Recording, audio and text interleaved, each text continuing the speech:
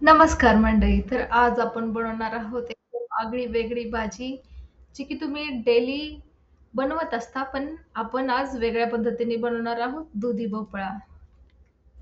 तर मी अर्धा किलोचा दुधी भोपळा घेतलेला, त्यानंतर कोथिंबीर घेतलेली आहे, अर्धी वाटी बेसन, अर्धी वाटी चिरलेला कांदा, 5 ते 6 कढीपत्त्याचा पाला, जिरा पावडर, जिरे मोहरी, धना पावडर, अद्रक लसूणची पेस्ट, कुटलेल्या मिरच्या, लाल तिखट आणि हळद. चला तर मग दुधी भोपळा जो आहे तो सर्वप्रथम त्याचे दोन्ही एंड्स जे आहेत ते आपल्याला कट करायचे आहेत आणि त्याच्यानंतर त्याची अशी साल जी आहे ती आपण स्लायसरने काढून घ्यायची आहे.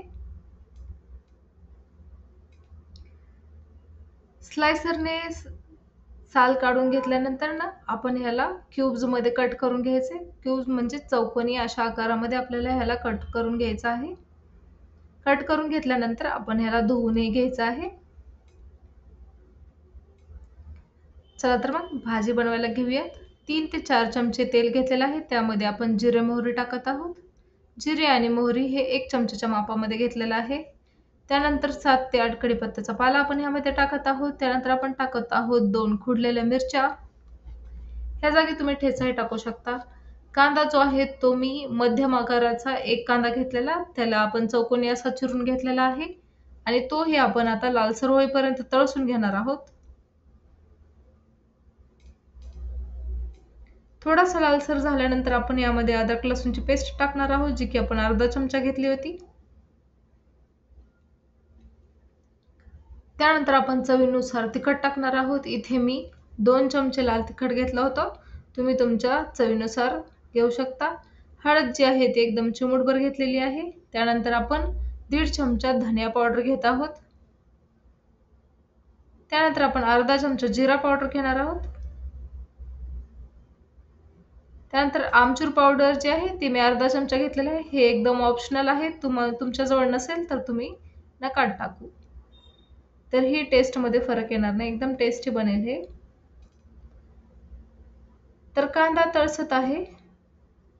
तोपर्यंत आपण दुधी भोपळ्याचा जो आपण स्वच्छ करून घेतलेला तो आपण ह्यामध्ये टाकत आहोत आणि ह्याचे फायदे पण जाणून घेणार आहोत. दुधी भोपळा हा ब्लड प्रेशरसाठी खूपच चांगला असतो. ह्यामुळे आपला रक्तस्राव चांगला होतो आणि ओव्हरऑल हार्टची कंडिशन आपली ह्याच्यामुळे चांगली राहते. आठवड्यातून 3 ते 4 वेळा बीपीच्या पेशंटनी अवश्य दुधी भोपळा खावा. इथे मी अर्धा किलोचा दुधी भोपळा घेतला होता. तर दुधी भोपळा जो आहे तो मसाल्यामध्ये व्यवस्थित असा परतून घ्यायचा आहे. त्यामध्ये आपण चवीनुसार मीठ टाकत आहोत.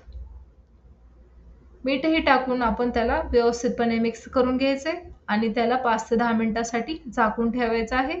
त्याच्यावर पाणी नाही टाकायचं. आपण त्याला फक्त मधून-अधून जे आहेत ते आपण पाहूही शकतो. दुधी भोपळा हा लवकर शिजतो. आपण यामध्ये बेसन एक टाकायचं आहे आणि त्यानंतर परत एकदा आपण 5 मिनिटं त्याला शिजवायला ठेवायचे आणि हा आपला दुधी भोपळा झालेला आहे रेडी. तर तो आपण सर्व्ह करून घेत आहोत.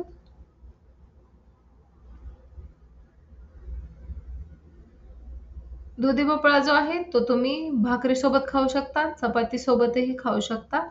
दोन्ही सोबत हे एकदम टेस्टी लागतो.